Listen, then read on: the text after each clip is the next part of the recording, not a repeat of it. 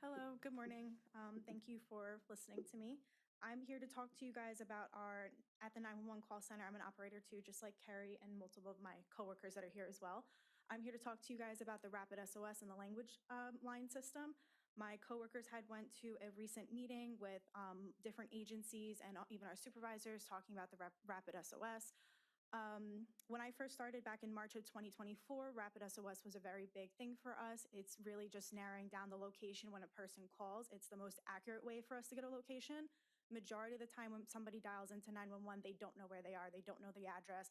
Sometimes they can't even tell us the street that they're on at their favorite restaurant, which is very frustrating for us as a call taker because we want to be able to send the officers to the right location. We get in trouble if the officers don't go to where they're supposed to go. But ultimately it comes down to who's calling and what the address location that they're giving to us. So we utilize the Rapid SOS system a lot, and that's like a crutch for us in regards to getting the location, getting people help. Most recently, something that we talk about is we jokingly call it Google Gate. Our supervisors had told us because our Rapid SOS wasn't working where we can utilize Google Maps when people like to say, hey, I'm in front of a Chase Bank and a Wendy's on Montauk Highway. I don't know where that is, and you don't know where that is. So how am I supposed to send help to you if you can't tell me a little bit more details of where that is without utilizing my Google Maps? So we had a situation where our supervisors had advised us that we were not allowed to use our phones to be able to Google your favorite restaurant when you can't tell us the address of the location. So they wanted us to get up from our station, walk over to another podium, utilize Google on that computer, putting that person on hold, walk back and confirm that that's the location. And sometimes it's not always accurate as well too. So my coworker had gotten a call from somebody saying that they were at the Firehouse restaurant in Sound Beach. Does anybody know the address of that location? Because I don't. She couldn't tell us the address. We tried to confirm the cross streets. Our supervisors told us that we have to utilize our CAD system. The cross streets were not accurate on our CAD system and she had to Google the location. We had to connect over to Fire and Rescue, which ultimately they had to call us back because they went to the address in Miller Place, not Sound Beach, which is only a 3-minute difference. But again, this was a medical issue.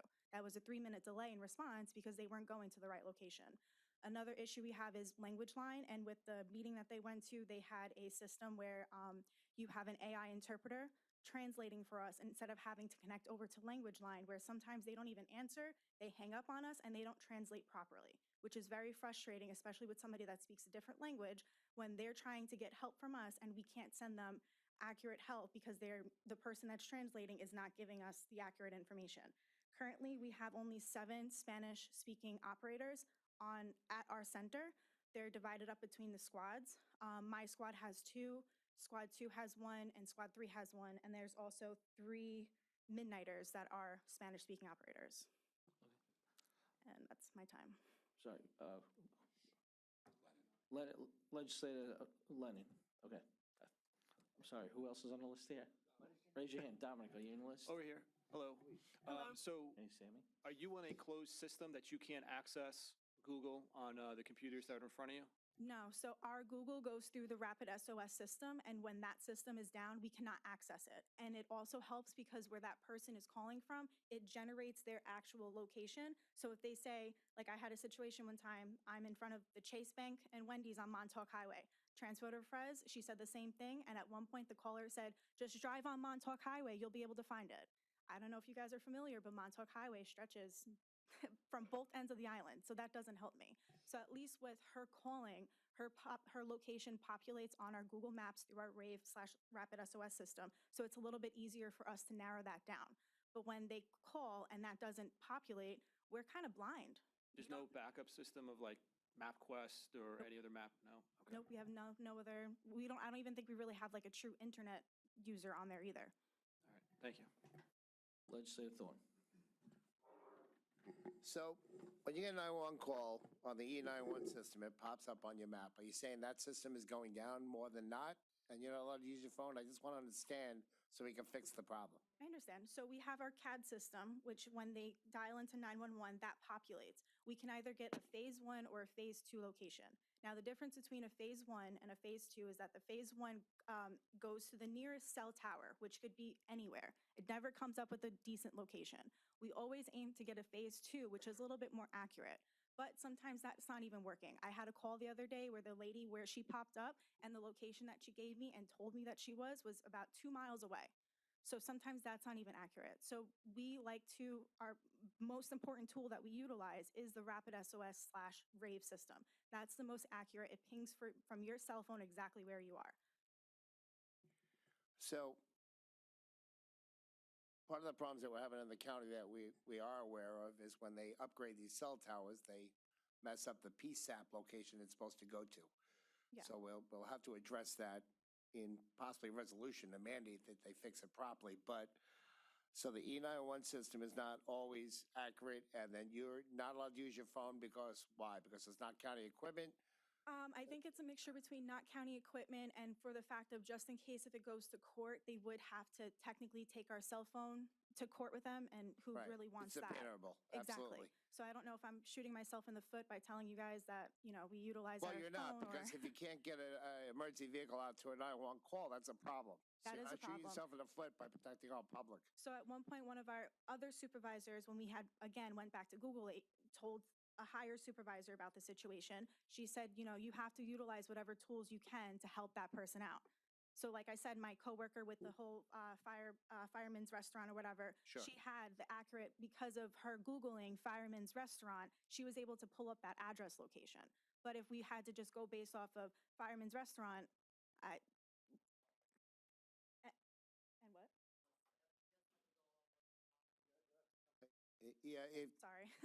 yeah, just because we can't hear. I understand. I'm sorry. And we want everything as a matter of public record.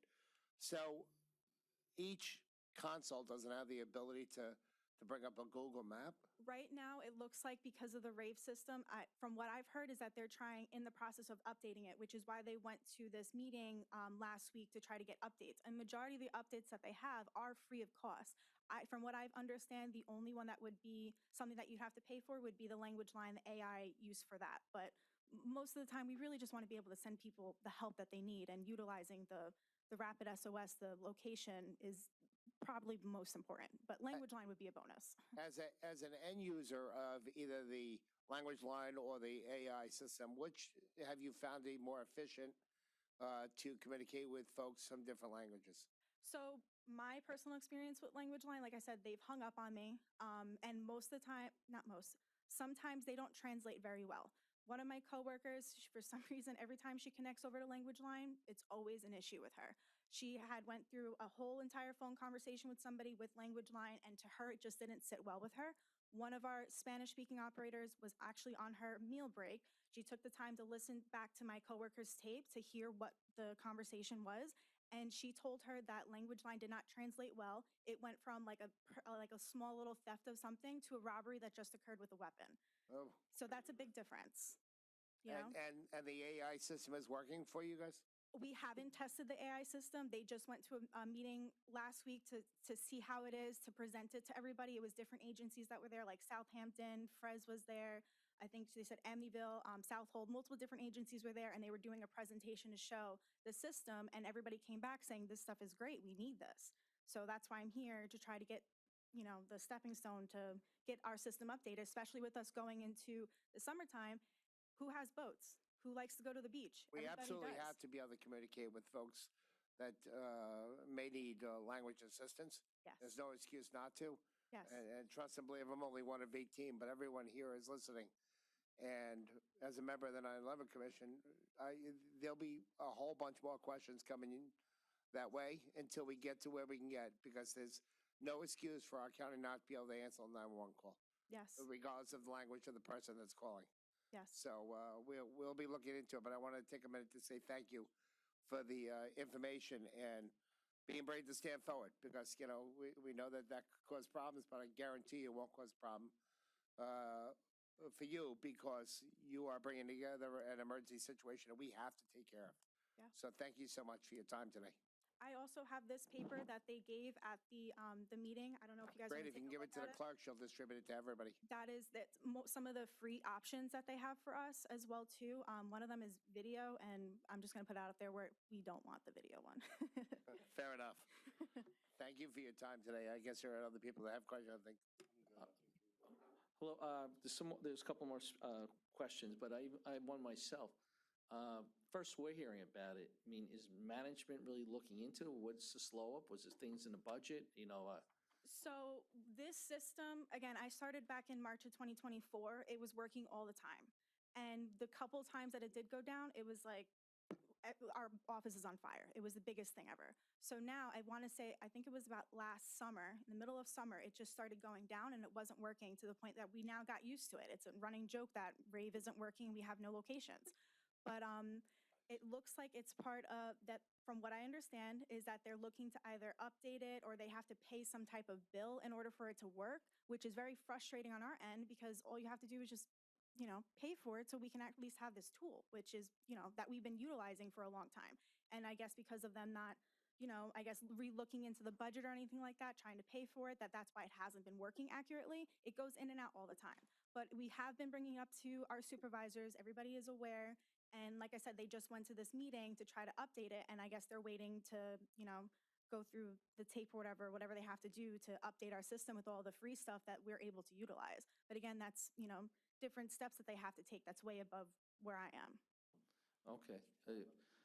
Well, Laura, again, could your supervisor please maybe reach out to my office? And I'd like to speak to find out if there are any roadblocks and so we can report to, again, this committee our next meeting. That'd be great. I'll let them know. Okay, thank you.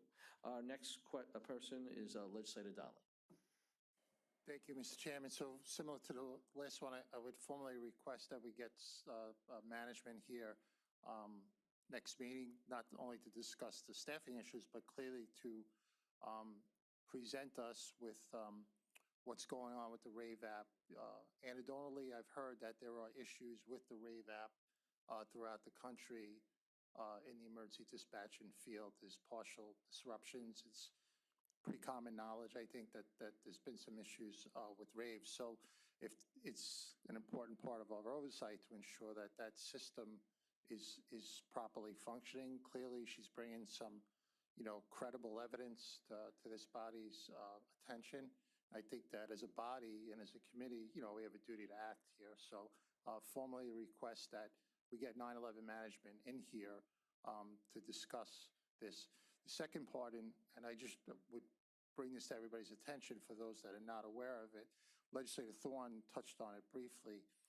Some of the cell towers upgrade fairly rapidly, and that does not, I don't want to speak in too technical terms because it's only anecdotal what I know about it, but I know that some of the PSAPs, there's 11 PSAPs in Suffolk County, public safety answering points, are also having very similar issues.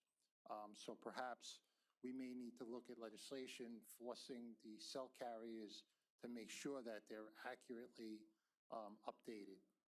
I just wanted to bring it to everybody's attention because it's been an issue, particularly on the fire service end for the Smithtown PSAP, as well as the Babylon PSAP as well. Thank you. Thank you. Legislator Gonzalez. I guess my question is to the chair or maybe to the presiding officer. I know that Legislator Donnelly just said that management should be coming up here, and I agree with Legislator Thorne that we should not wait a month on this for them to come here present. I think it deserves the attention so that we can have a meeting a lot sooner than a month from today. Presiding Officer Piccarello. Thank you, Legislator Gonzalez. Thank you for being here. How long have you been having a problem with the app? About a year. About a year now. And it's the worst because we also utilize it during the summer too. It's the best because people like to be on their boats and emergency happens on the water. And what are they going to tell me by the dock next to a seashell? So at least the app comes up with their location as accurate as possible. Sure. And then we can even see them moving, which is even better. So we can even update our aviation, our Marine Bureau with them, which way they're going. Because again, people don't always know where they're going. Right, right. So I would just say this. We have a very proactive chairman of this committee. He likes to get ahead of these problems. He's not a reactive person. And I think that's could be said for most of the members of this legislature. And I'm just very disheartened that we're just finding out about that. I'm not blaming you or any of the workers. Well, This I is don't really think on any of us management. knew that it was going to be this long. I think they just kind Well, of thought it was management had going to to know. be. Yeah, somebody had to know. Well, again, Yeah. it just went Whoever down it one was, day. I'm not looking to point fingers, but we Yeah. have to fix the problem. Yes. But we need to know about these things, when you're 4 months or 6 months in, not a year in, because now we're behind the 8 ball. We're coming, to tourist season, boating season, beach season, when these emergency operations are going to be at the height of their use. And if this company isn't fulfilling their contractual obligations to this county, that's where the legislature has to step in. So I think it was really important information that you brought to the committee today, and I'll work with the chairman to make sure that we get them in here so they can answer the questions. Thank you. Thank you. Thank you, Mr. Chairman. Thank you. And again, even what you're saying, it's surprising that we haven't got quickly a backup. So, if it goes down once in a while, there should be some type of formal backup that works just as good. Legislator Gonzalez. Yeah, and I just wanted also all the emergencies of children in pools in their private homes, all right, that we have drownings and emergencies that happen throughout the summer is something that we also have to keep in mind. I also want to put on the record, as an ex-labor leader here and still bleeding union, I want to be able to put on the record to any one of the managers or supervisors that are listening that no retribution comes to anyone that is speaking here today. Okay? They want to take it as a warning. It's a warning. No retribution to anyone that comes here today that is speaking the truth. All right? So I want to put that on the record. All right? I thank you, sir. Thank you. Okay, anyone else? I think we complete. Thank you. Thank you for listening. Our next speaker is Nancy Winkler.